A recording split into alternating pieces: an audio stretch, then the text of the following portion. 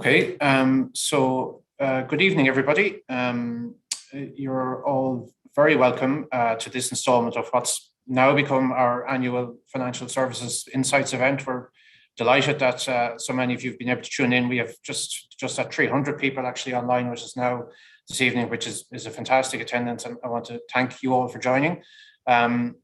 The origins of this series were really to create a forum that would give our clients the opportunity, to hear from and really to converse with influential opinion formers and expert commentators on issues of the day. And in a world, excuse me, that's increasingly unstable and disrupted, it's never been more important to have access to informed, insightful opinion, and then that hopefully that helps us to make the right decisions in our business. Now, I'm under no illusions, though, that the reason you're here is because you think you're going to get those insights from me.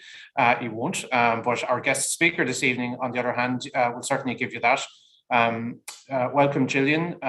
Gillian Tett is one of the most respected commentators and financial journalists writing today. The unique blend of her training as a cultural anthropologist, which she then uses to interpret the current economic and political issues of today, means that Gillian really always has a really insightful and independent take on what's happening in the world around us. And the more that I read of Gillian's writing, the more apparent it becomes how our behaviours in business life and in leadership today are still ultimately, hugely influenced by those sort of underlying tribal instincts that we have as humans. And even if we look back to how decisions were made leading to the financial crisis a decade ago and coming right up to how we're dealing with the big challenges of today, such as climate change, the rise of populism, increasing inequality, it's really clear that it's not enough to operate within the old orthodoxies anymore. If we want to make the right decisions in dealing with these challenges, we need to understand the wider cultural, societal, and environmental context which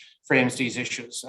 Even dealing with the current COVID crisis, it's become apparent that despite the fantastic weapons that science and medicine has given us in the fight, it's ultimately really going to be people's behavior that will be the best tool that will help us defeat the virus. We can have all the vaccines in the world, but if a large enough portion of the population do not decide to take them, then they'll not be effective enough. And similarly, social distancing and mask wearing, all these measures are hugely influenced by how we think and act and learn lessons and adapt our behavior. And that's actually what will determine when we emerge from the crisis. So we have to learn to look at the world as others see it and not just assume that everyone views issues in the same way that we do. So critical, independent thought that challenges those inbuilt biases are really essential to optimizing our decision-making, and not just in business, but in life as well. And these are areas that Gillian has some really revealing insights in. And as we all know, it feels like we're living through an era of really profound change. There's a sense that the dramatic political and economic events happening in the world in recent years are having really quite an effect actually outside of the narrow business and financial consequences. They're leading to more fundamental changes in the structures of our society. And we sort of appear to be witnessing a gradual unwinding of the old rules-based liberal order, which brought a lot of prosperity to the so-called West, US and Europe. And there's a turning away now from globalization, an increase in protectionism and nationalism, culminating in the election of sort of autocratic reactionary types in what would previously have been regarded as liberal democratic societies. So that's before we discuss the even bigger threat of the climate crisis and indeed the burning geopolitical issue of the day, which is an increasingly aggressive China on its way to becoming a dominant global superpower. So where all of this is leading to, what our societies and our economies will look like in another 30 years' time, who knows? But Gillian is probably one of the few commentators able to sort of weave together the threads of this tapestry of economics, politics, culture, history, and society, and try and help us to make sense of those changes. So format of the evening will be an address now by Gillian first, followed by a bit of a conversation between the two of us. And after that, we'll open the discussion to questions from our audience. And we've allowed plenty of time for audience Q&A. So I really encourage you to take the opportunity to submit questions to Gillian. Just pop them in the Q&A function at the bottom of your screen. As we're going along, we'll get to as many of those as possible. Don't be shy. Your questions are not visible to the rest of the audience, only Gillian and I, so no need to be self-conscious. There's no bad questions. So just before I hand over to Gillian, I think we might have the results of our poll. Okay, so that's interesting. So that's interesting. Nearly quite a sort of even split between whether we're entering a period of high inflation or a temporary increase. corporate tax as well. Slight positive view that it will have an impact. And then working from home, remote working has had a positive impact. Very interesting. Unemployment, second half of 2022. So interesting, sort of a reasonably sort of positive outlook there, I think, for people. So we might come back to some of those points as well later on in the chat. So listen, without further ado, I'll hand you over to Gillian. Thanks, Gillian.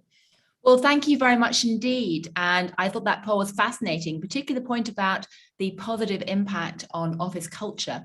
As you can tell, I'm actually sitting in an office right now at my day job, the Financial Times.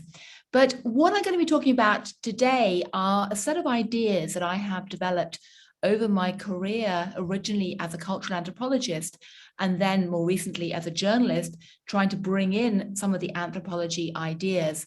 I'm a passionate believer in the power of anthropology to shed light on where the world's going, particularly right now, post-pandemic, as we all suffer this extraordinary wave of culture shock that's been created by the sudden lockdown and then the return to the office with all the challenges that creates.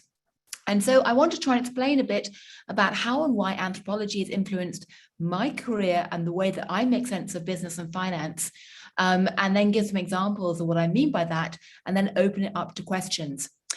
But let me start first of all by saying that I spent the last week up in Glasgow at the COP26 discussions, and they were absolutely remarkable for two reasons.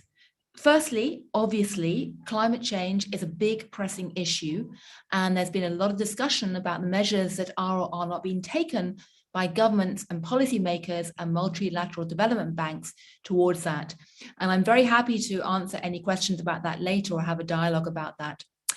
But the other thing that was actually even more remarkable about the COP event in Glasgow was that there was a very different type of attendee this year. I was chatting backstage with Janet Yellen, the US Treasury Secretary, in one of the events I was moderating. And she said to me, you know, we've never had a US Treasury Secretary at COP26 before. We've never even thought about having a US Treasury Secretary at COP26 before. And there weren't just a lot of finance ministers there this time round. There were also CEOs, financiers, investors, lots of lawyers, lots of people who frankly weren't found at COP events in the past. Now, it's worth stopping back and asking why, because the short-term explanation is that we've all woken up to the climate crisis and we realize it's real and we need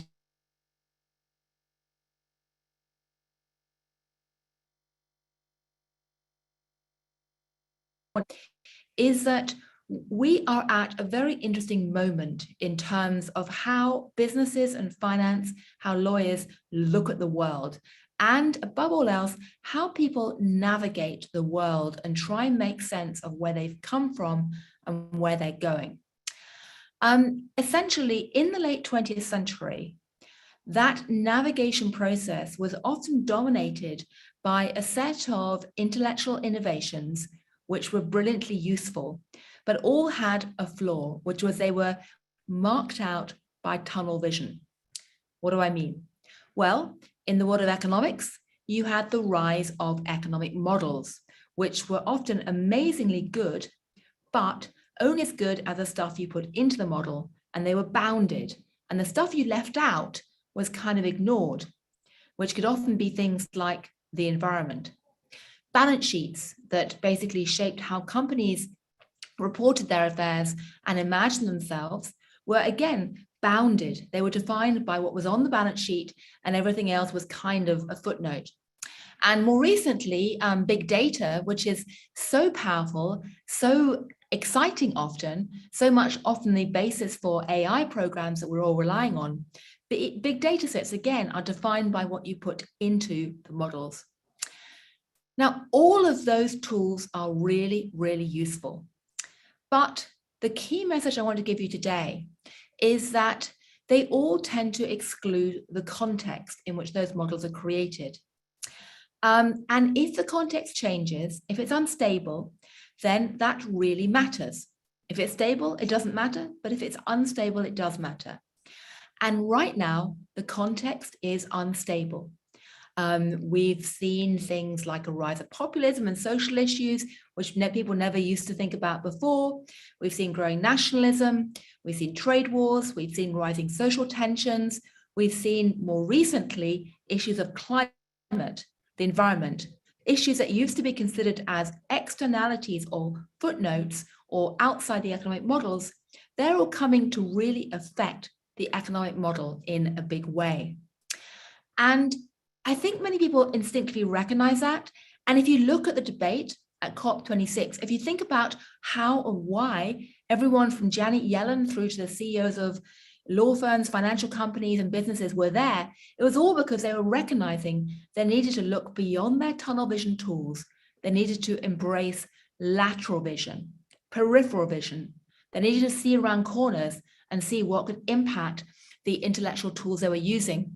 Or they were realizing, to use another metaphor, that if you are using today things like narrowly defined economic models to navigate the world, or a narrowly defined balance sheet that just looks at profit and losses in a kind of Milton Friedman type way, then you are a bit like someone walking through a dark wood at night with a compass.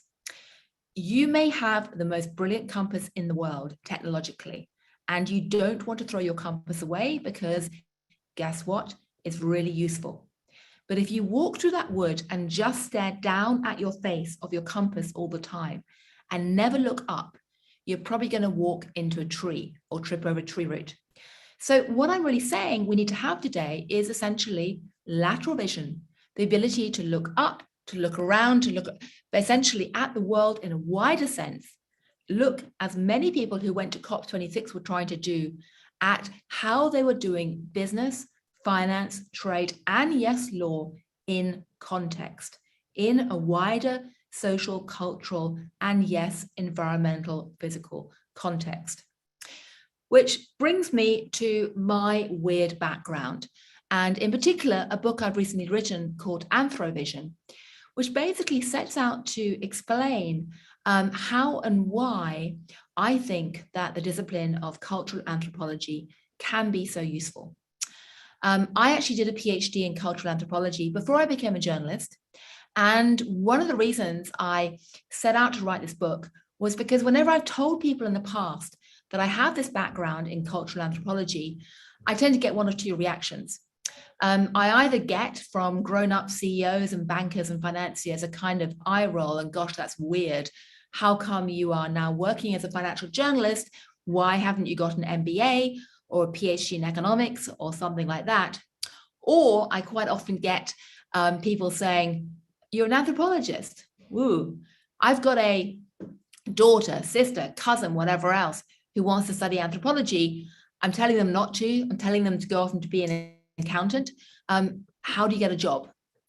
So I set out to explain this in my book, Anthrovision.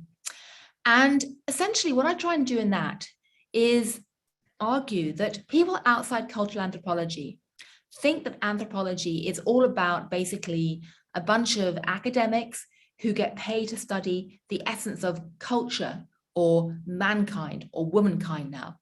A bit like sort of Indiana Jones, you know, for academics. You'd basically go off and try and study another culture in another weird part of the world, have loads of adventures, have a lot of fantastic stories to tell back in the pub, but it kind of wasn't really relevant to the world today. And that impression kind of used to be right 200 years ago, 150 years ago, because anthropology actually has pretty filthy origins as a discipline. It came out of the imperial Victorian era when academics were absolutely obsessed with Charles Darwin and this idea of human evolution and thought they could go and look at so-called primitive, savage societies for clues about how supposedly civilized societies had evolved. And it was also driven by this idea that the colonialists wanted to find ways to understand all the strange people in their colonies who basically looked so different. And they wanted to understand them in order to control, tax, trade, or convert them. So that was the shameful origin of 19th century anthropology. But in the 20th century, it did a complete U-turn and essentially became a discipline that was not so much upholding imperialism as being anti-imperialist and tolerant, and arguing that all cultures were actually valuable, all cultures were worthy of respect, and all cultures could and should be studied for ideas about what it meant to be human. And this leads me on to the crucial issue, because when you start making that mindset of actually we as humans are all linked in a spectrum of cultural difference, it's not rigid boxes of different races or different cultures, it's more like a spectrum, or to use another better image, it's more like a river, because cultures constantly change and modify and new bits come in and leave and things. When you start looking at the world through that perspective, you start to realize a set of ideas that are the core of modern anthropology today and help explain why the discipline can be so useful. And these ideas are these. The first principle is that it really pays to sometimes periodically immerse yourself in a culture that seems different from you, because that way you get empathy for another point of view. Embracing a bit of culture shock, something that's different, opens your eyes and makes you actually understand how different people think and live. Sounds very obvious, incredibly easy to forget during the last year or year and a half of lockdown. But the act of doing that doesn't just teach you how another culture operates, which frankly is very valuable from a moral perspective, but also a practical perspective in a globalized world. It also gives you the ability to then flip the lens and look back at yourself with a lot more clarity and understanding. The Chinese have a wonderful proverb that a fish can't see water. None of us can see ourselves clearly. We can't see the water of our cultural assumptions that shape us unless we jump out of our fishbowl, go swim with other fish, ask other fish what they think, and then look back at ourselves. And when we do that, when we get this insider-outsider perspective, then you can really start to do something else, which is a core of why anthropology is so useful. And that is look at social silences. Social silences. Those are the parts of the world around us, the assumptions that we kind of tend to take for granted because they're so familiar that we just kind of are culturally primed to ignore them. We just turn our eyes away because they seem embarrassing or geeky or dull or taboo. But social silences are crucial, and looking at social silences is one of the most important things that anybody can do to try and understand their own environment, the own risks they face, the things they're missing, but also to try and work out where the world is going in the future. So that all sounds a bit abstract. So let me give you a few more concrete examples of what I mean, and let me explain a bit how I took this in my own career as a journalist and my own travels, which took me all the way from cultural anthropology through to COP26. And if we can have the slides up, I'll give you a bit of break from looking at me all the time. And if we go to the first slide, next slide, and say, okay, so basically, as you've heard, I trained as a cultural anthropologist. This was me back in 1990, when I basically went to what was the former Soviet Republic of Tajikistan to do my studies as an anthropologist. And what that means as an anthropologist is you basically immerse yourself in the culture that you're trying to understand and very much live as people do. And embrace something which I think is incredibly useful for every single leader to think about, which is the worm's eye view. The worm's eye view. By that I mean, we have so many of our intellectual tools today depend on a bird's eye view, looking top down, often, as I say, in a very narrow bounded way. And that what an anthropologist does is basically get out and get down dirty with what you're studying and go and live, observe with an open-minded view and try to observe everything without too many preconceived ideas about what it is that you're trying to study. People call this process ethnography, and it's really about simply getting out and living and smelling and breathing in an unfamiliar place just to open your mind. So this is me basically living in a Thai Tajik village. If you go to the next slide, And essentially what I was doing there was living with the villagers, as you can see, just near the borders of Afghanistan, very similar culture to Afghanistan, except people wear very brightly colored clothing, not black chador and burqas as in Afghanistan. And if you go to the next slide, what I was specifically studying was Tajik wedding rituals, which sounds like every single stereotype you ever had about Indiana Jones. It sounds completely irrelevant, a bit dusty, something which should be in a museum. What I was actually trying to do was looking at the Tajik wedding rituals and seeing how they actually expressed and reinforced people's attitudes towards their Islamic heritage and the communist system that they lived in. So I was really looking at Tajik wedding rituals and wedding strategies and economic exchanges as a kind of key to try and unlock a bigger analysis of really what it meant to be Tajik and how they navigated these different competing identities of being Muslim and Soviet. Next slide. So then after this, I left Tajikistan in 1991, became a reporter, originally a war reporter, and then I was trained as an economics reporter, and went on to build a career at the Financial Times, where essentially I ended up moving into a very different ecosystem, very different tribal group, if you like. This is me in Davos a few years ago. You can get shots of my changing hairstyles over the years. On the left, you can see Chelsea Clinton, Jamie Dimon, all the grandees at Davos. Top right, TV studios, one of the big ritualistic ceremonies that anyone in my job does all the time.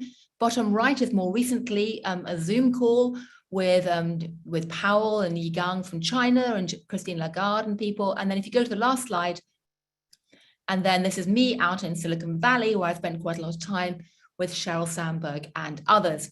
Okay, you can switch off the slides now and go back to looking at me. You don't need to look at, there we go, great.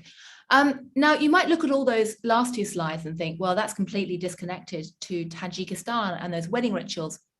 But the essence of what I'm trying to explain to you is this. Actually, it's not, because we're all human. We all have identities that we juggle. We all have cultural assumptions we absorb and which we reproduce every day through our rituals, through how we organize our office spaces, through the type of way we imagine time and things like that. And you can use exactly the same tools that I used as an anthropologist in Tajikistan to think about what's happening in the banking and financial arena. And to go back to my three-part model of basically using anthropology to understand other people, to do what anthropologists call make the strange familiar, other people who seem strange more familiar, but then to flip the lens and look back at yourself and make the familiar strange, to look at yourself as if you were a Martian who just landed in order to then understand social silences. That's kind of what I did in my own career. So when I joined the Financial Times, my initial plan was to go off and basically be a foreign reporter and cover small wars all my life. But I got trained up in finance and economics and went off to study the world of finance and business. And I have to be honest that for the first few years, I kind of kept it quite quiet that I was trained as an anthropologist, precisely because so many of the people I met only seemed to really value degrees in economics and finance. But for me, one of the great turning points happened in the great financial crisis. And back in 2005, a few years before the great financial crisis, I got a job in the FT in London as running the capital markets team. I was capital markets editor. One of the first things I did was to go off to something called the European Securitization Forum, big meeting of financiers involved in securitization, which was happening down in Nice, in a very lovely seaside resort. I dare say some people watching might have even been there. And I remember it very clearly because I walked into that hall with all the financiers wearing chinos, blazers, all that, and thought, wow, I'm back in Tajikistan.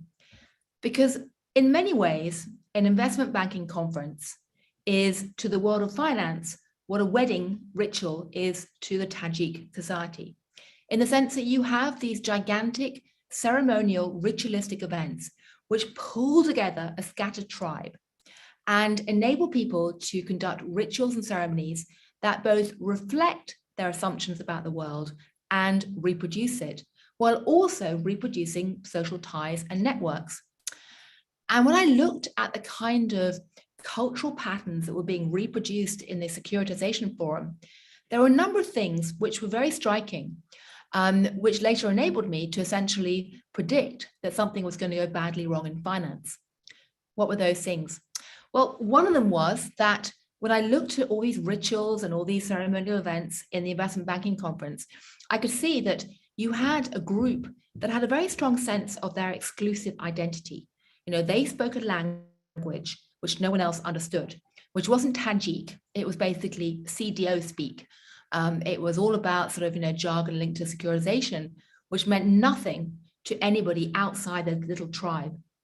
And you can say, well, hey, that's kind of just normal. That's what professionals do. But there was a power play here.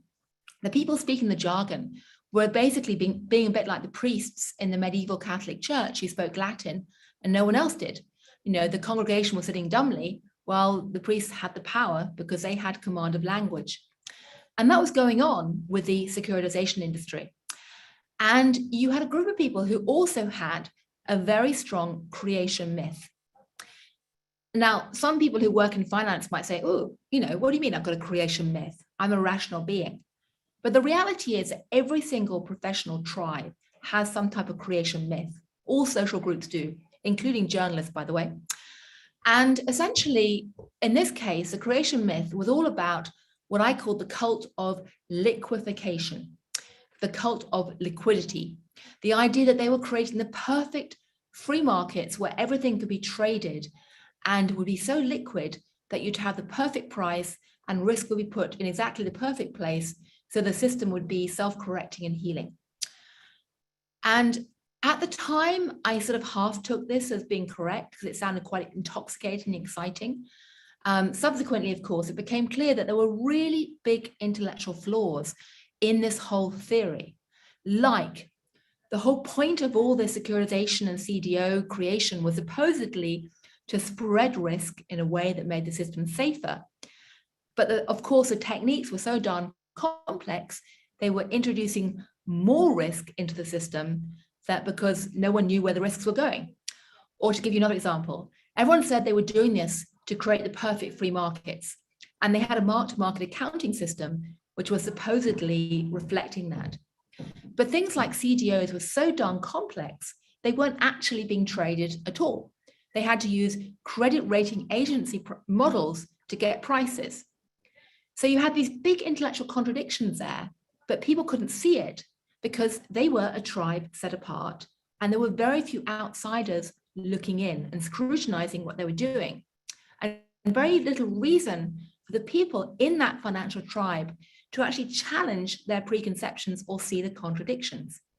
That's not unusual. We all have contradictions in our lives. We all have cognitive dissonance. We all do. The question is the degree to which we simply avert our eyes from it because we have no external challenge. And the other big area of cognitive dissonance was that the bankers said they were doing this to help people, but there were no faces at all in the PowerPoints. It was just Greek letters and equations. And you might say, well, that's just kind of like, that's what you do. That's normal finance.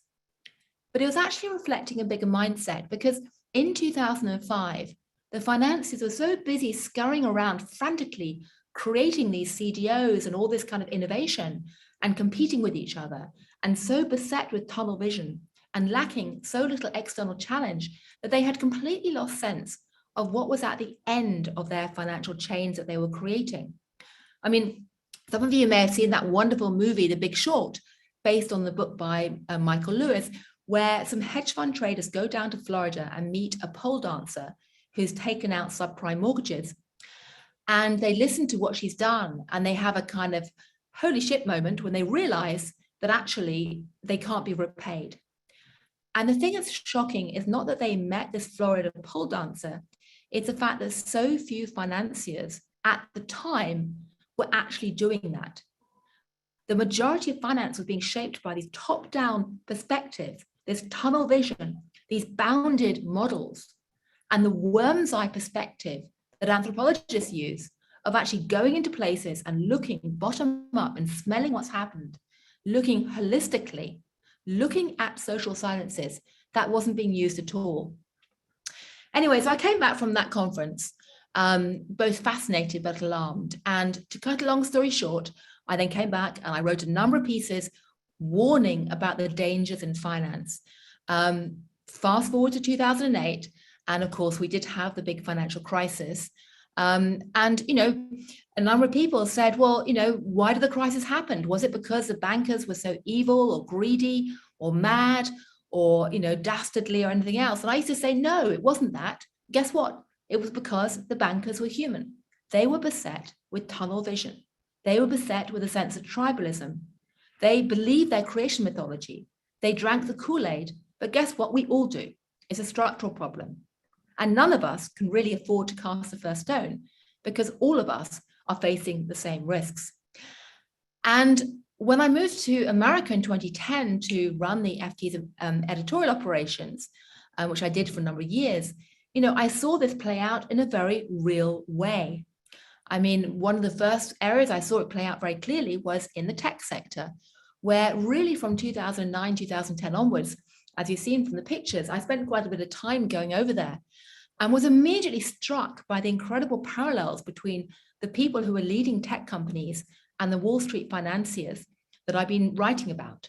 You know, once again, you had a bunch of people in control of a pool of knowledge, a language that no one else understood. Once again, you had a bunch of people with very strong sense of their own identity set apart and outsiders not able to really look in and see what was happening. Once again, you had a really strong creation mythology, which, as always, was beset with cognitive dissonance. And once again, you had a real sense of people creating all of these innovations without much sense of the end consequences. Again, it was a classic example of tunnel vision, not so much necessarily malice or any bad intent, often very good intent, but still tunnel vision. And so I started writing pieces talking about this extraordinary growth in the ad tech world, and the fact that people I'd been speaking to who had created CDOs were now moving into the tech world, creating digital advertising ad tech, which seemed like a very geeky, boring topic at the time. And everyone who's kind of involved with it kind of vaguely knew that, yes, of course, consumer data was being harvested and sold, but hey, that's just something we all avert our eyes from, because guess what? Consumers give up their data and they like getting back the free services. So they kind of avert their eyes at the kind of social silence from what's happening to the consumer data that's being collected. So there was a lot of social silence about that until, of course, things like the Cambridge Analytica scandal exploded. And suddenly the tech sector was facing this massive tech backlash, which took them by surprise, but shouldn't have taken any of them by surprise if they'd just used a bit of basic anthrovision, or even just looked at what had happened in the world of finance. Now, I'm almost out of time, so I won't carry on giving examples of how this played out, but just to briefly say a couple of things that thinking about social silences, you know, again, helped me see quite a lot of the issues around epidemiology ahead of time, because there again, you have a little group of techies or people who are in control of language or control of a body of knowledge that no one else understands, and a temptation to just kind of avert your eyes. This kind of framework very much informed how I looked at the 2016 American election. You know, I actually made a huge mistake. I forgot my 101 anthropology training when it came to the UK Brexit vote, because I was outside the country, and with my globalist, fairly elite, you know, spectacles, I had just kind of assumed that the UK was going to vote against Brexit. And the fact that I got it so badly wrong was a massive wake-up call about, frankly, how arrogant I'd become and how detached from what was happening on the ground. You know, the 101 anthropology idea of, you know, do not assume that everyone else thinks the way that you do, even if you think the way that you think is natural and normal and inevitable. It's so easy to forget that. And I forgot that in the Brexit vote. But during the 2016 Trump election, I tried to very much embrace that and became convinced at a very early stage that Trump was likely to win because of these social silences again. In this case, one great social silence was the fact that many voters just did not like Hillary Clinton, but felt wary of saying so. Another silence was the fact the media were so beset with tribal patterns themselves, and so beset with a sense of elitism around what defined an acceptable candidate, because it was basically someone who could speak properly, who had command of language, that they were very blind to see how the whole political landscape was changing to favor Trump. But the last area where I really want to give you a sense of how this framework can help make sense of the world comes back to the area I started with before, which was the environmental debate and the issues around environmental, social, and governance today. Some of you may know that I've spent the last couple of years running as a kind of sideline hobby a platform called Moral Money. It's basically a newsletter about ESG issues. The reason I started this was actually because back in 2016, in the middle of the Trump craziness, I noticed I started getting a bunch of emails from people about ESG. And like most journalists, I initially just discounted that and thought, gosh, that must be a case of an awful lot of marketing spin and corporate PR stuff. And then I realized actually that was again me being a sort of non-anthropologist, anti-anthropologist, imposing my worldviews on other people and assuming that because ESG didn't seem like a cutting edge bad news story, it didn't count. I used to joke that ESG should stand for eye roll, sneer, and groan, because I think most journalists didn't take it seriously at all. Anyway, so I started digging into ESG. And then as I started looking at why people were embracing this and talking about it, it became clear to me that essentially what you had was a bigger zeitgeist shift that in many ways was about companies and investors recognizing the need to move from tunnel vision to lateral vision. I mean, some of the people who are embracing ESG today are doing so because they actively want to change the world. God bless them. That's wonderful. That was very much the original driver of the ESG movement. It still is for many funds who are engaged in impact investing, Danish pension funds, trust fund babes who want to basically invest in whatever. That's still there, and that's fantastic. But I think many people today, many of the people who I met in Davos, in Glasgow, in COP26, were actually taking part in the debates, not just because they want to actively change the world, or even because they necessarily want to avoid doing any harm to the world, but because they're trying to avoid doing harm to themselves. Because they recognize that if you don't take that wider lens on the world today, you are essentially running risks. You are running the risk of reputational crises exploding, be that #MeToo, be that scandals in your supply chain, be that issues about environmental pollution. If you ignore ESG, you're at risk of losing a whole bunch of millennial or zennial employees. You're at risk of essentially losing some of your customers. You're at risk of losing potentially investors who are increasingly moving their money away from companies which are perceived to not be ESG friendly. Today, ESG is as much about risk management, in my view, as activism or active campaigns to change the world. And you can sit there and be cynical and say, or be a journalist and say, well, that makes the whole thing totally hypocritical. Companies are saying they want to do X, they don't really believe it, they're just trying to do something for self-defense. Or you can turn it around and say, actually, in some ways, this is the biggest victory of all for the original ESG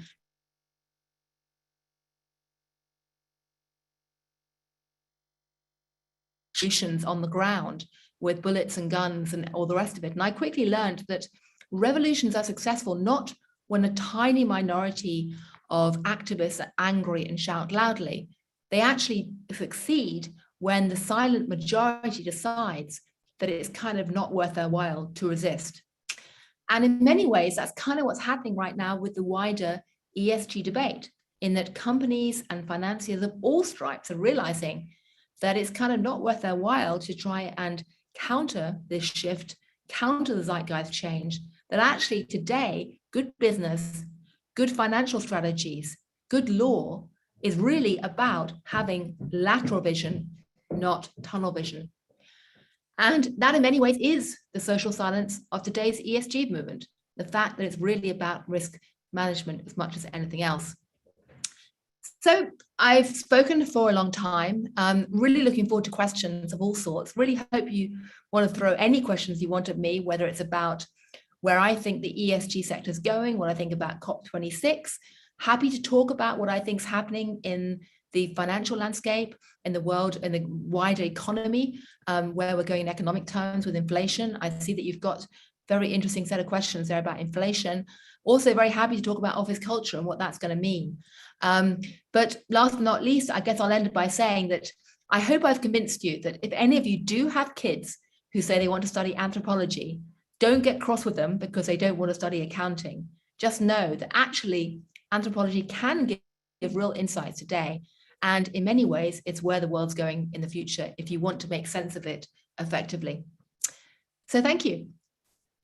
Thanks very much, Gillian. Yep, I'll keep an eye out in the CVs coming into the office now for lawyers who are also trained as anthropologists. You know, absolute dynamite combination. Maybe sticking with COP actually for a minute, because I'd say it must have been fascinating to be in the middle of that. I think you were moderating the main session on Finance Day, and I think we heard some really sort of dramatic announcements from that. I think the sort of pledge to go to net zero by the something like 450 of the world's largest financial institutions, you know, all managing nearly 130 or with balance sheets worth 130 trillion dollars. You know, very dramatic sort of announcements. And actually, I think that theme was played out over each of the days, which had a different theme. Big announcements, very dramatic, but. You know, I think having been in the middle of it, do you think, was it all about announcements and pronouncements, or, you know, was it grandstanding or on greenwashing, or is there actually, do you think, concrete actual actions flow from these big gatherings and big events? Well, I think here's the way I see it, is that I was indeed acting as Master of Ceremonies for the plenary day on Wednesday, which was the Finance and Business Day, where basically Rishi Sunak, the UK Chancellor, and Alok Sharma, the COP President, basically pulled together what they thought were the key financial players and the key leaders of business and finance to try and make some pledges. Now, the background to this is that, you know, COP26 started off as a governmental meeting, and the focus very much initially going into COP was on whether the developed countries were going to provide the $100 billion or not to the developing world, which they had promised to do so each year to help the developing world decarbonize. So there was a lot of focus on that 100 billion figure. And what we currently see is it's not clear they're actually going to hit the 100 billion figure because the countries just aren't giving enough money.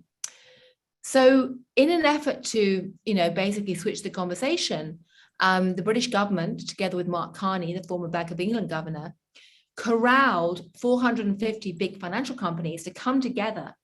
And they've got about $130 trillion of assets between them, and to pledge to try and hit a decarbonization target in 2050, i.e. to be net zero by 2050, and to manage their portfolios along those lines. Now, and the point they make quite correctly is that 130 trillion versus 100 billion is a big difference. And what really needs to happen, they reckon, is that to decarbonize the world, you're going to need about $100 trillion of investment. You can't get that from 100 billion, obviously, but there is enough money in the system to decarbonize it if it's deployed correctly. So the argument very much is that actually what we need to do is rechannel the financial flows into, or the private sector financial flows into decarbonization. Now, what is remarkable about this is that it's the first time we've seen anything like that kind of commitment. So if you are in the camp of saying, well, these, you know, big conferences, they're empty rituals, they're empty ceremonies, they're just blah, blah, blah, as Greta says, they don't mean anything. It's kind of right, but it's not, because, you know, going back to my Tajik wedding rituals or the investment banking conference I saw in Nice, you know, what people do at these events actually signals aspiration, and it helps change the way that people imagine the world. So the very fact you've got a $130 trillion commitment means that actually now inside every C-suite, there is a sense that the baseline of what is normal and expected has shifted. So the conversation today is different from where it was 5 years ago or 10 years ago. The rhetorical wallpaper has changed. Or, and to put it another way, what happened last week is a bit like the world's financial system basically coming together in their cars and setting their GPS in every car to roughly the same destination point. And that's remarkable.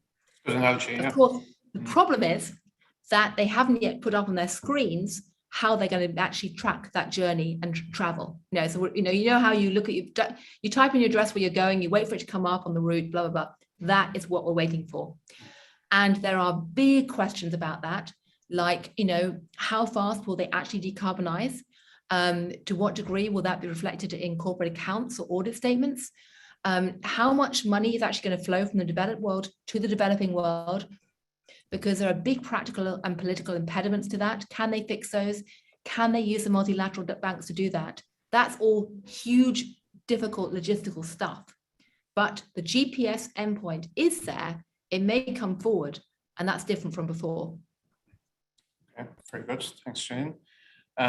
Maybe going from the sort of macro down into the microeconomics a small little bit. As you mentioned, the poll at the start was very interesting, and I saw it was sort of split nearly. I think there was a little bit more of a view that we might be going into a more longer term high inflation environment. Like, what are your own thoughts on that? Are we headed back to the sort of 1970s of hyperinflation, or is the fear overdone, and maybe is it just a little bit more of a blip influenced by shorter term factors that are sort of coalescing at the moment?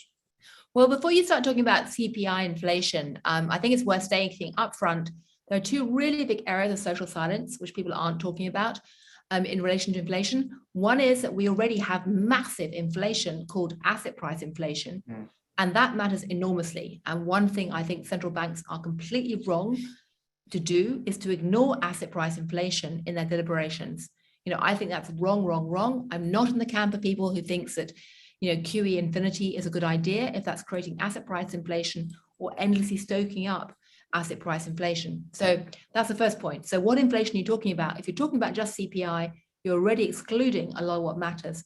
Secondly, we also need to recognize that a lot of the exchanges today that really matter to us, that are economic in nature, aren't using money anymore. We're moving into a world of what I call a barter economy in technology, in the sense that the type of exchange that is driving so much of the social media landscape is that we're giving up data on a massive scale in exchange for services. You can call that barter. That often offends grown-up economists and techies because they think barter is something cavemen do. And they think that somehow, economics has a natural evolution from barter to money to credit. That's how they imagine history. It's actually what Adam Smith thought happened. And that vision is totally wrong. Basically, what's happened is that in the last decade, as we've seen the tech sector rise, massive economic exchanges, intermediation of massive exchange of value, massive activities that really matter to consumers, but without monetary prices. So, and that creates big problems for antitrust, and it creates big problems for how you measure the economy and valuation of companies. But anyway, leaving that aside, if you go to the actual CPI numbers, then you have basically, in my view, it doesn't surprise me that people are split. I think 40% saying that we have higher inflation coming, 40% saying actually it's going to be temporary. I would love to know the age profile of those respondents, because I think that for anyone under the age of 40, it's almost impossible to imagine a world of high prices in traded goods and services. For my money, I actually am quite concerned. I'd probably be with the people who think we are heading for higher inflation, partly because I don't think it's going to be that easy to resolve the supply chain challenges in a world of growing political protectionism and growing frictions all over the place. I mean, don't particularly want to talk about Brexit in Northern Ireland, but look, who would have guessed 5 years ago that would crop up as an issue? If you ever need another example of why you need to have lateral vision, not tunnel vision, when thinking about this, the role that social and political upheavals and tensions are playing in this debate right now is enormous. So long-winded way of saying that I tend to be on the balance, people saying actually inflation is going to be higher than we expected. And it's yet another reason why I think that the central banks should have ended QE a long time ago.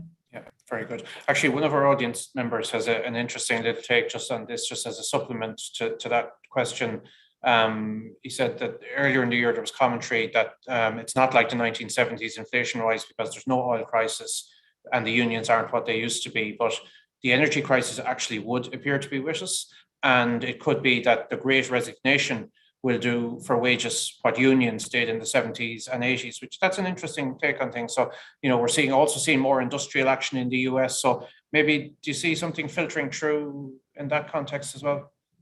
Again, in the long list of who would have guessed, the idea that actually 2021 could be one of the biggest waves of industrial action that we've seen for decades was not on most people's forecasts at all. But that absolutely is the case. And you're seeing people pushing for higher wages all over the place. I had dinner recently with the head of McDonald's, who told me that basically they are now grappling with what they call the Amazon effect. In Amazon, which used to be a poster child for treating its workers in the most appalling way possible, not paying them much, sticking them in cages, you name what they were doing. They, as the COVID thing started, they needed to scramble to get workers. Well, surprise, surprise.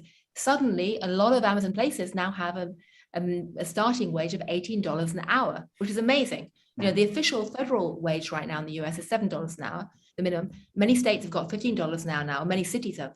But $18 an hour is a big, push up.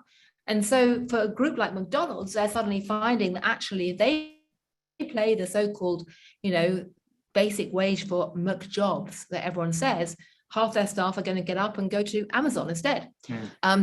You're seeing that replicated over and over again. And I suspect it's going to be quite hard to put a lid back on that. Now, as a flip side, you're seeing growing automation, you're seeing growing digitization. The restaurant sector is a fascinating case in point, where you have got such a shortage of workers. A lot of restaurants now are looking at more digitization and automation. But again, that costs money. And there's a lot of processes and structures and systems today which can't be overhauled quickly, least of all when you have bizarre trade tensions cropping up, like in Ireland. Yep, absolutely. Yep, very good. Has anyone tried to model what's going to happen if, heaven forbids, we do get suddenly a new border? What's that going to do to prices? Yeah. Oh God, we might come back to Brexit and the Northern Ireland Protocol because we will definitely disappear down a rabbit hole if we get into that. Okay, I shouldn't have mentioned that. Sorry. No. We can certainly come back to it. Absolutely. Actually, it was interesting. I thought what you said as well about the sort of in the past and how you had studied and how you had sort of spotted coming the dangers of excessive financial innovation and how that contributed to the financial crisis a decade ago. And you mentioned there's some parallels with data as well and tech. Are there also parallels maybe with what's happening with fintech and cryptocurrencies? And, are you seeing similar sort of patterns there developing that we should be wary of where, sort of a closed world, unique language and, sort of ideas that, maybe, we should be wary of as well? There's a lot of crazy contradictory hype in the world of cryptocurrency, and a lot of people don't have a clue what's going on. And so, yes, there's absolutely going to be bubbles and scandals aplenty. The thing to bear in mind about it is it's still pretty small as a sector. And for the most part, the people who get burnt, and sometimes they do get burnt very, very badly on individual coins, it tends to be quite self-contained, which doesn't mean that it's not very, very painful, but thus far, it tends to be quite self-contained. But 2 points to make. Firstly, that it's very hard to understand cryptocurrencies today if you use a classic economic vision, sort of tunnel vision through an economist's perspective or a financial perspective, because, you can't really understand, how cryptocurrencies work without bringing together both an understanding of economics and finance and market forces and cryptography, i.e. you have to really understand cryptography to understand it properly, and a sense of game theory, because the value of these currencies or these tokens is really embedded in a lot of game theory. That's how they maintain their value.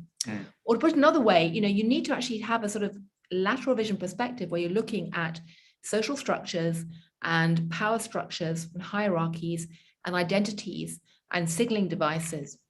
When Elon Musk signals through his memes what's happening, that's the kind of classic 101 anthropology, if you like. It's not classic economics, and it matters. One other thing I will say, though, is if you're looking at social sciences about areas of the world that we tend to avert our eyes from, or problems that we tend to think are so familiar we kind of ignore, one of them has got to be about the safety of the internet and the degree to which we do not understand the physical processes that underpin it, and the degree to which we have or have not thought about, what would happen if part of it was hacked, or if there were growing political impediments to having interoperability. I mean, we all assumed for such a long time the internet just kind of is there and it connects everyone as an open internet. What happens if we start moving, as Eric Schmidt says, towards a splinternet, where the Chinese go one way and the West goes another? What happens if we start having serious hacks? What happens if bits of it break down? I mean, we are so dependent on it in so many parts of our lives. And to give a really silly example of this, but was quite thought-provoking. When I was in COP26 last week trying to get into the event, which was an absolute logistical nightmare, to get into the event, you had to basically use your smartphone to log on to a website to record a COVID result. And there were, hundreds and hundreds and hundreds of people from all over the world convening, trying to do the same thing with their smartphones.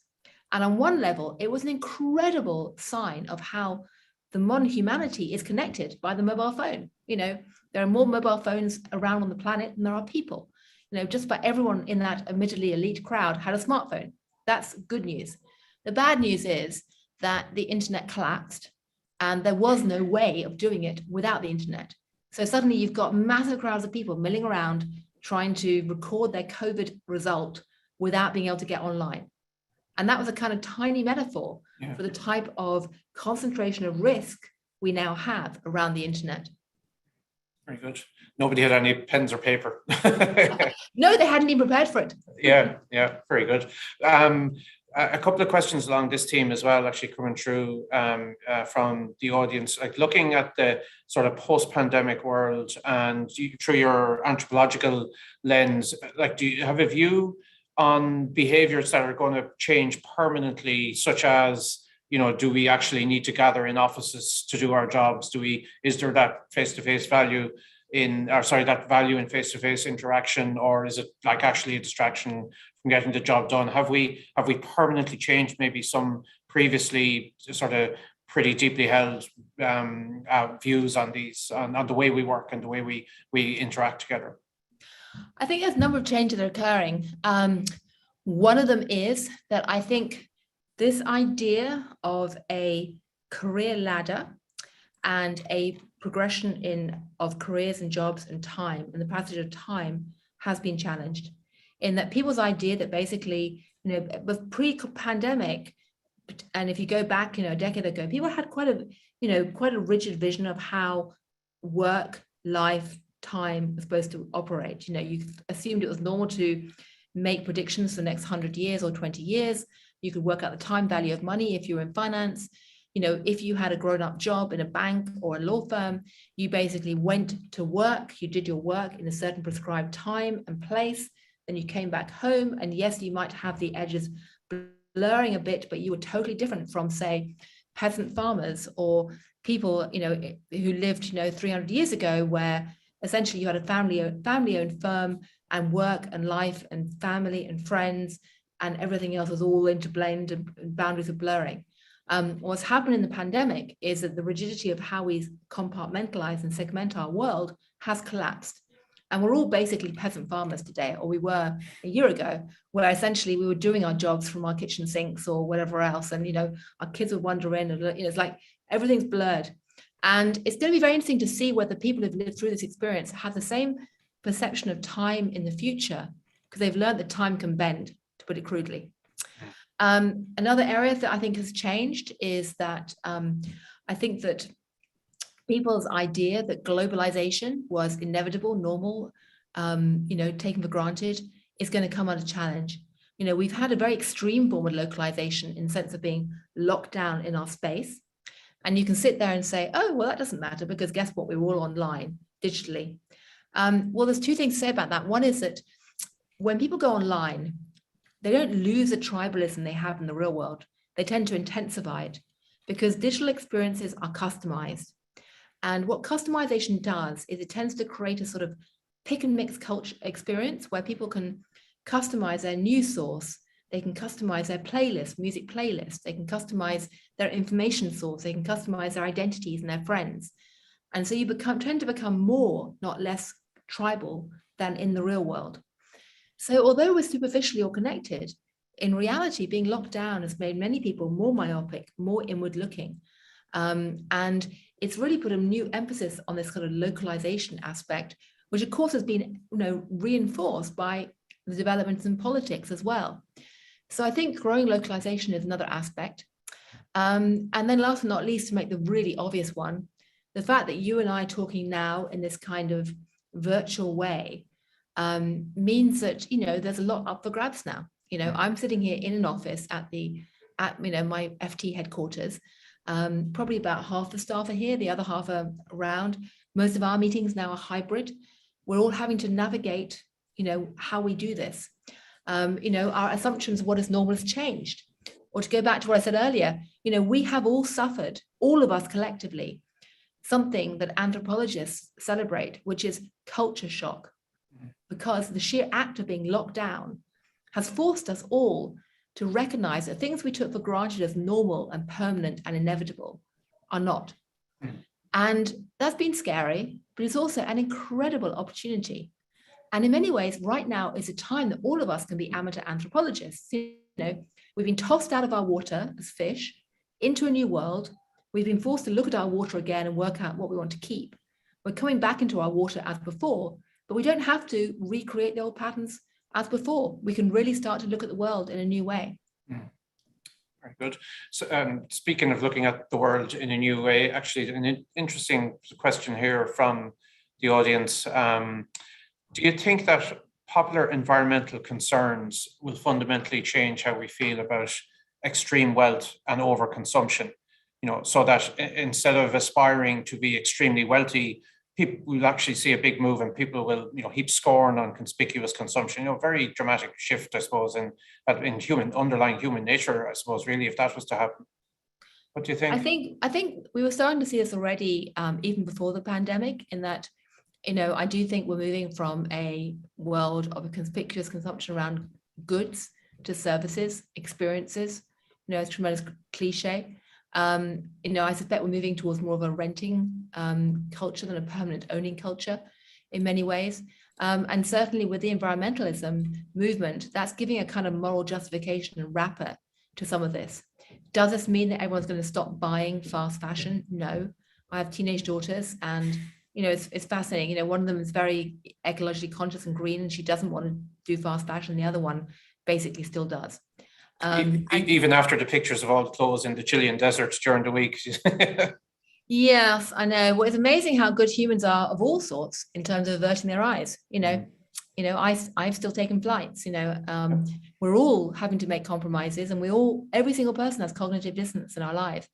The difference is whether we recognize it or not, and how dangerous that cognitive dissonance is. Do I think consumer culture is going to change overnight? No.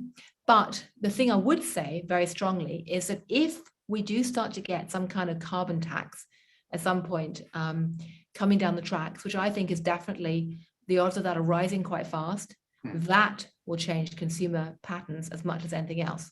If we suddenly discover it's going to cost, 50% more to take a flight as opposed to taking the train, if we discover that actually fast fashion isn't cheap anymore, that will change consumer behavior. Very good.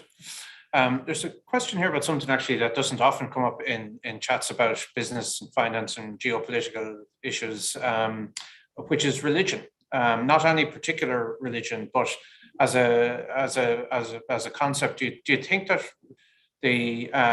what do you think the impact that religion currently has on the economy and financial world, which is often seen as inherently scientific and mathematical, but is it actually a massive social science? Because very few commentators want to comment on that now. And in Ireland, as in, I suppose, maybe the UK and Europe as well, there's maybe arguably an increase in secularization. But in the US, it's maybe actually an increase in religiosity in certain regions. And so maybe just be interested for your take on that. Is that something that you think is a factor?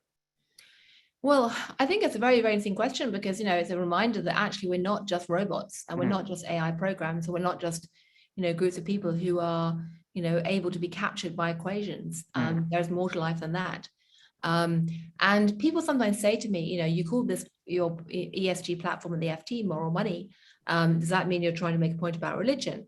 And what I say is actually no, it came out of the theory of moral sentiments from Adam Smith.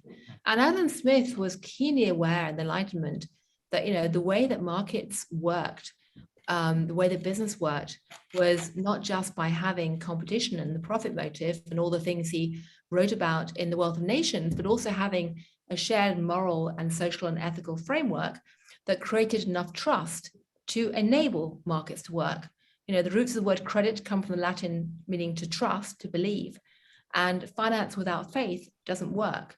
Now that's faith in the sense of trusting institutions and trusting your counterparties. But it doesn't take, a lot to see how actually having an awareness of trust and the importance of trust, a set of values, can often go hand in hand with a religious framework, or at least an embedded religious framework in the way that people, are educated or interact within some kind of national context. Does that mean that, Christian faith or Muslim faith is part of what's playing into the modern financial world? Not usually very overtly, except in some areas of impact investing. It's worth hailing, the amazing role that, say, Catholic nuns have played in the divestment movement, not the investment, the investment movement, the activism movement in terms of ESG campaigns. And that's one area where, strong religious beliefs have absolutely played a role in how that's played out. Interestingly enough, when the engine room #1 saga unfolded with Exxon, they were basically borrowing a trick from tactics the nuns had pioneered a few years before. So, religion is something people should be talking about as much as anything, because it shows this wider social context and this lateral vision that I was speaking about. Very good, thank you. Question here about how, again, sort of climate change and with the drive to reduce dependency on carbon source fuels. But how do you see that then, the world integrating Middle Eastern countries, which were formerly, currently, and likely to be formerly in the future, major carbon fuel producing nations, in over the next 20 years? Is there further sort of geopolitical tensions maybe going to arise from that when that maybe switch happens in that part of the world? Is there an anthropological take on that? There are massive geopolitical tensions because, in the short to medium term, the Middle East is basically benefiting from higher oil prices and the fact that other Western oil majors are cutting back. And one of the very deplorable things that's happened in the last year is a lot of Western energy companies have reacted to investor pressure by essentially divesting their assets into private state-held Middle Eastern groups or other energy groups, or in some cases, Western private investment groups, to simply, so the way you got these people cleaning up the balance sheet for selling off the assets to others. And, certainly in the Middle East at the moment does not have a lot of incentive to start cutting back because that's so much a core part of their economy. If you talk to people about it, they'll say, well, don't worry, we're going to find ways to, diversify our economies. We're going to turn the whole of the desert into one gigantic solar panel. Seriously, that's, one thing that's absolutely top of the COP26 discussions is let's turn the whole of the desert into a solar panel. Yeah, I actually saw an interesting map recently, which indicated in the area of the globe, the landmass that needed to be covered by solar panels at the moment to satisfy all, and it was not very big. Obviously, of distribution of electricity, etc. But it's not that far fetched. Lost Gillian for a minute.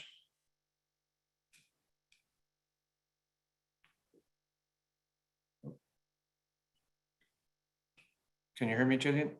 Hi, sorry about that. Yeah, you're okay. I can, yes. I'm so sorry. That rather demonstrated my point about the dependency on Wi-Fi. I'm sorry, for some reason me glitched. Apologies for that.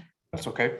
No, sorry, I was interrupting you, but it was just to make the point that actually it's not that far-fetched. I saw a map that indicated the area of the global landmass that would need to be covered with solar panels at the moment to satisfy all power energy requirements, and it was not very big, actually.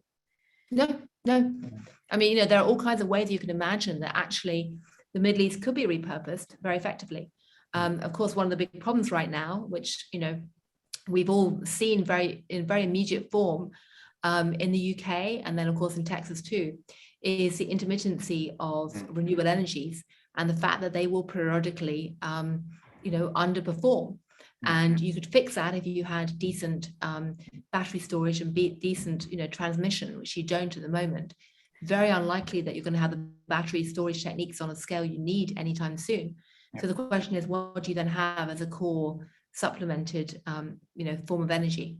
I happen to think nuclear is the least bad option. Often that's a very controversial view, but at the moment it means that carbon and fossil fuel of some sort probably will have to be used for a while. Very good. Again, from the audience here, but it's interesting, I suppose, is one of the social sciences that we talked about, social silences that we talked about in the context of the decarbonisation debate, is it which politicians are not actually honestly addressing the actual costs of the transition for society, and actually really what has to be done is that something that actually there needs to be a little bit more honesty about? Absolutely. I mean, that is a big social silence until recently. The fact that, the impact of this is likely to be inflationary in the short term, that just is the reality. And it doesn't, not only do we need to talk about that honestly and acknowledge it, but, policymakers need to create a strategy for it. They need to create a strategy in terms of trying to reduce the social tensions that will come from it by having some form of rebate redistribution. I mean, one of the very interesting ideas that's floated around the US Senate a lot recently is this idea of carbon rebates, that you don't call it a carbon tax. You basically tax carbon intensive activities and then give the money back to consumers on some sliding scale. It's complicated, but it's possible to do. But you need to think about the redistribution effects. Otherwise, you end up with a gilet jaune the whole time. But you also need to think about, how do you actually prepare to ameliorate that with clever planning? And, what has really changed in the last couple of years, and another thing that was ritualistically displayed at COP, is that previously it was real activists and government who were leading on climate change, and the private sector was coming behind it. Now there's so much momentum, but in some ways the leaders almost are the private sector in terms of what they're pushing forward. And what we need government to do is to really almost follow, or rather to tidy up, atone of the gaps in the market. Look at where you're getting big market failures. So just to give you a couple of quick examples, I mean, if you look at what's happened with the wind sector in the UK, people knew that was going to be unreliable. People knew that because of the way that investors are putting pressure on the energy sector now, there is very little incentive for new investments in fossil fuel energy sectors. So the capacity has been falling. People knew that, in fact, the whole issue about Nord Stream 2 and the Russian supply was getting nasty. So in that situation, there should have been proactive planning for what do we do if the wind doesn't blow? Because, it wasn't a surprise the wind didn't blow. It wasn't the case it didn't blow on one day. It's been building up for some time. Another example, electric vehicles. It's fantastic that we're getting charging stations rolled out all over the place. It's fantastic that we're getting cars all over the place. Do we know yet that the plugs will all match up? Anyone knows from their own experience with consumer electronics, there's nothing more frustrating than having the latest gadget and not being able to plug it into something.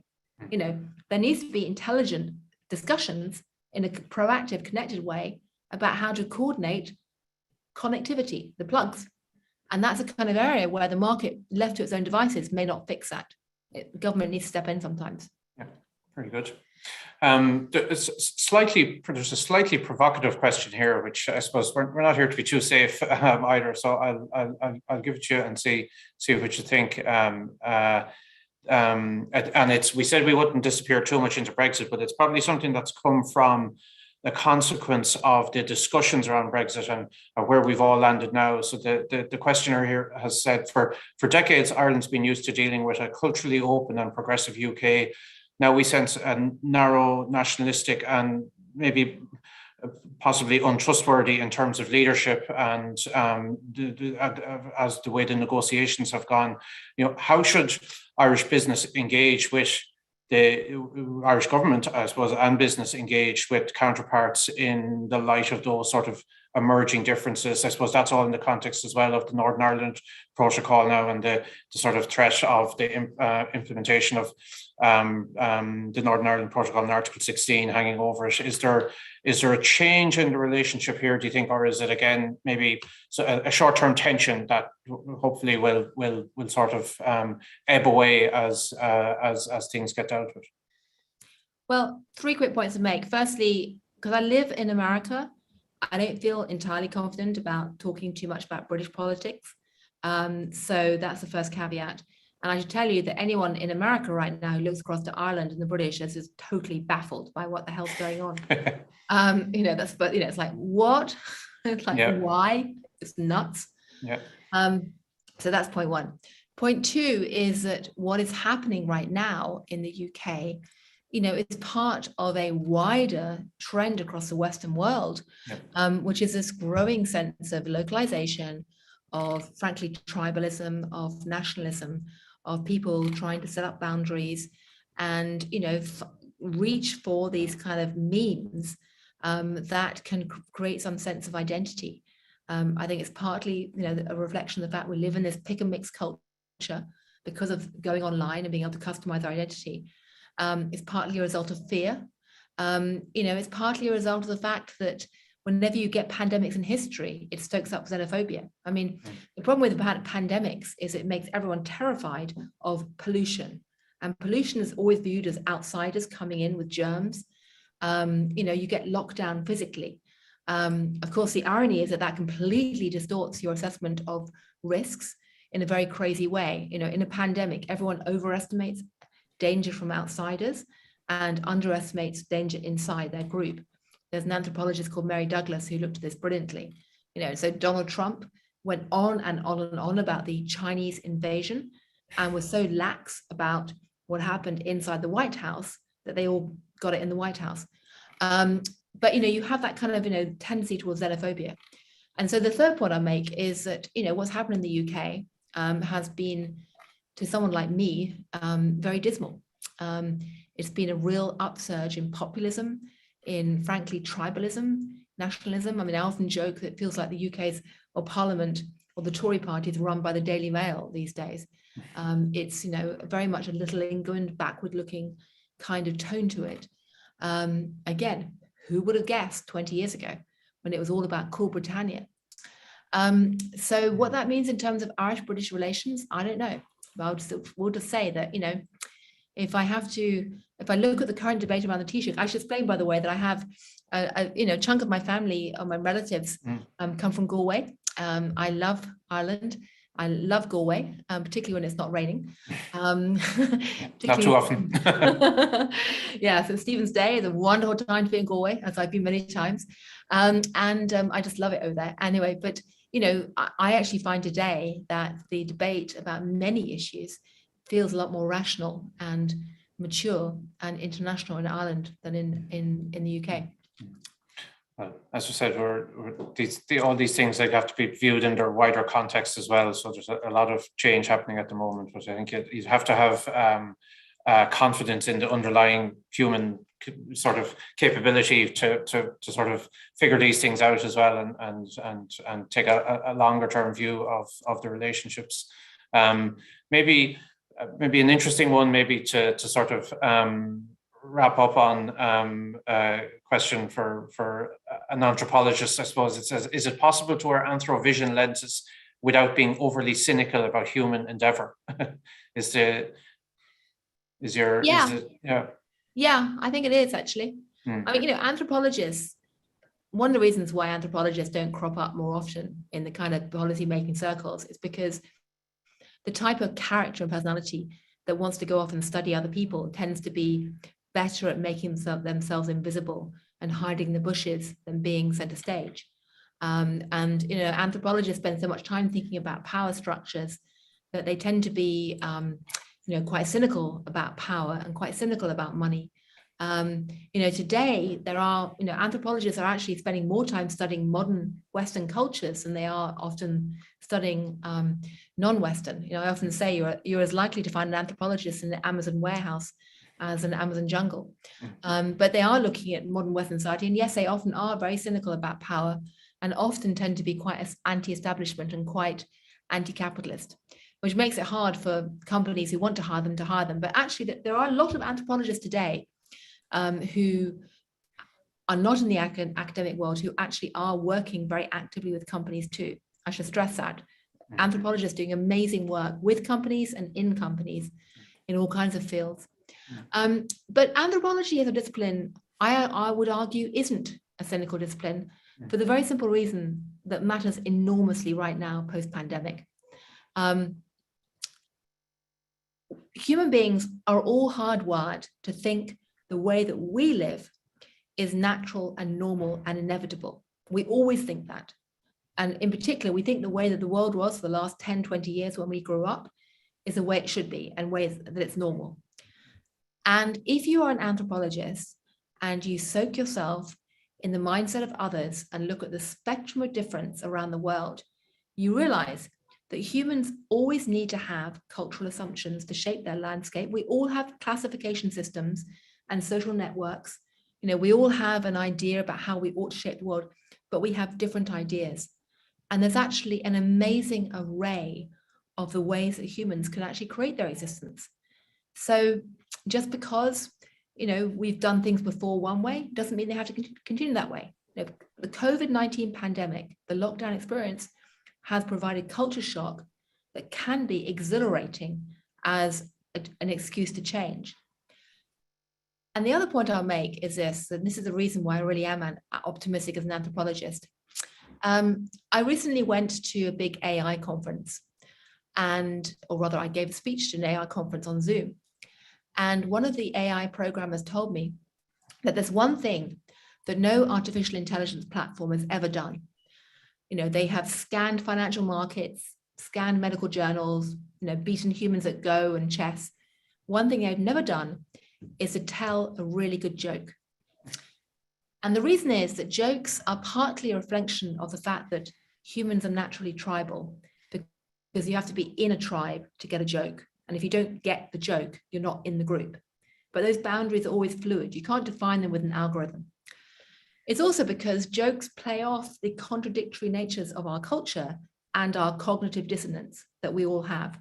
Jokes are funny because they actually often play off that cognitive dissonance. And they also play off social silences. Jokes tend to expose what we don't want to talk about. And AI programs find it very hard to track cognitive dissonance and silences. Big data collects data points about noise, not silence. And I find that wonderful and cheering because, apart from the fact that, it means that comedians will always have job security, even with AI. The fact is that it shows that human beings are not robots. And that's the source of our creativity. And that's a really good thing. A world of AI needs a second AI, which is anthropology intelligence. Very good. I think that's probably a very good point to leave things on. Gillian, I think it's been really interesting and really revealing. Thanks. And I think as you said, the essence of it is that we can't be bounded by our financial models and our Excel spreadsheets, even in the financial world. Just understanding human behavior and why we do things, why humans react and behave in particular ways. Ultimately, it drives business as well, and it drives economics and finance and politics.